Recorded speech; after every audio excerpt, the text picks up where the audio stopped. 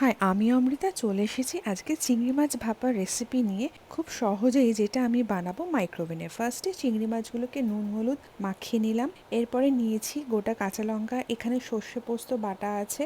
এবার চিংড়ি মাছগুলোকে এক এক করে কড়াইতে তেল দিয়ে একটুখানি ভেজে নিচ্ছি।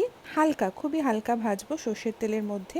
তারপরে সেই কড়াইয়ের মধ্যে অল্প তেল দিয়ে আর কাঁচা লঙ্কা আর একটুখানি কালো জিরে দিয়ে নিলাম। এবার পুরো চিংড়ি মাছটা একটা মাইক্রোওভেন বলে নিয়ে নিচ্ছি।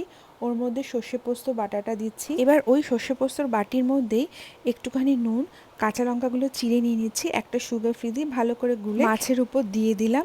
এবার এটাকে ভালো করে নাড়াচাড়া করে কড়াইতে যে তেলটা করে রেখেছিলাম কালো জিরে দিয়ে ওটা দিলাম। তারপরে কাঁচা সর্ষের তেল উপর থেকে আরেকটু ছড়িয়ে দিয়ে ভালো করে নাড়াচাড়া করে মাইক্রোওভেনে দিয়ে দিলাম। ঝালটা কিন্তু নিজেদের স্বাদ অনুসারে। টাইমার সেট করলাম 5 মিনিট। বাস, দুপুরের জন্য গরম গরম ভাতে চিংড়ি মাছ ভাপা রেডি।